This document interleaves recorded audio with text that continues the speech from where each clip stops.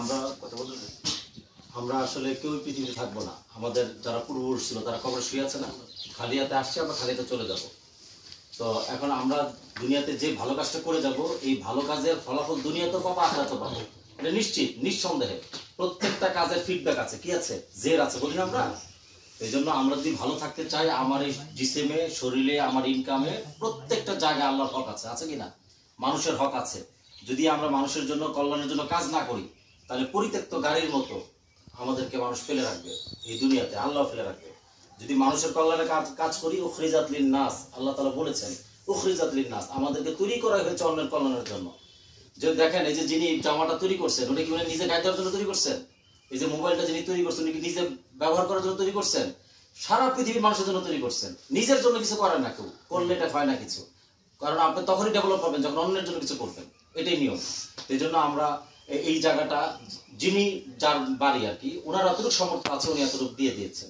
আমাদের যদি এখন একটু ফ্যান দরকার, ফ্যান লাগাইলাম, মাইক লাগাইলাম, একটা সাউন্ড বক্স মসজিদ থেকে টাইনে তার দিলাম, তাহলে কালকে থেকে হয়ে গেল। হুজুরের জিম্মাদারি এখানে হলো, উনি ওই যে আমাদের যিনি আছেন, উনি হলো এখানে দায়িত্বে থাকবেন। ওনার পাশাপাশি হুজুরের বা যারা আপনারা সমাজে নিজেরা কমিটি করে, হ্যাঁ, নিজেরা কিভাবে এটাকে পরিচালনা করলে ভালো হয়, আমি একটা সেটলমেন্ট তার করে দেবো হুজুরের সাথে মশলা করে, ইনশাল্লাহ। তো এটা হলো যে একদম সহি দিন চর্চা যেন হয়, এবং হুজুরের অধীনেই এটা হবে।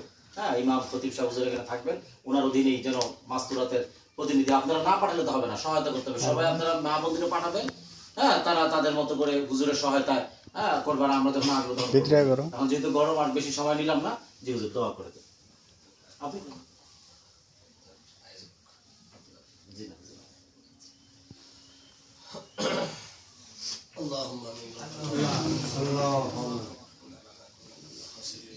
ربنا آتنا في الدنيا حسنة وفي الآخرة حسنة يا رب العالمين. الله যে মাকসাদে আমরা এখানে তো বেশি মাওলা, আল্লাহ এই ব্যবস্থাপনাকে তুমি কবুল আর মঞ্জুর করো মাওলা। আমিন।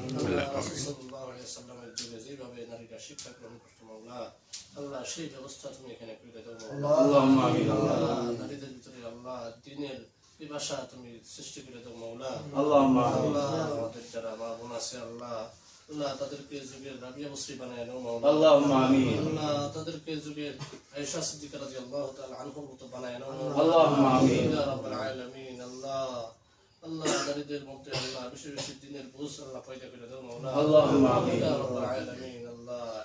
আল্লাহ এই ওসিলা করে মাওলা পুরা এলাকার হেদায়েতের ব্যবস্থা তুমি করে দাও মাওলা। আল্লাহুম্মা আমিন। আল্লাহ এই বিষয়টা আল্লাহ পুরা দ্বীনের জন্য যেন হয়, আল্লাহ সেই বিষয়ে আমাদের তৌফিক দান করো মাওলা। আল্লাহুম্মা আমিন। আল্লাহ খলুসিয়তের জন্য সাথে যেন হয়, আল্লাহ সেই বিষয়ে তুমি আমাদের তৌফিক দান করো মাওলা।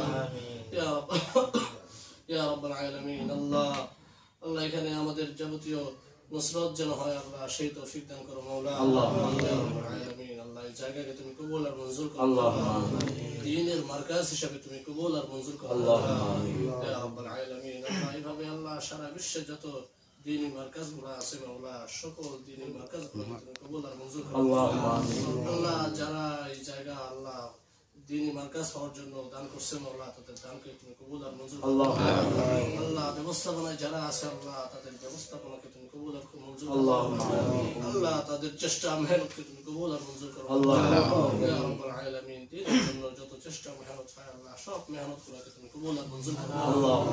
সুবহান রাব্বিকা রাব্বিল ইজ্জাতি আম্মা ইয়াসিফুন ওয়া সালামুন আলাল মুরসালিন ওয়ালহামদুলিল্লাহি রাব্বিল আলামিন। আসসালামু আলাইকুম।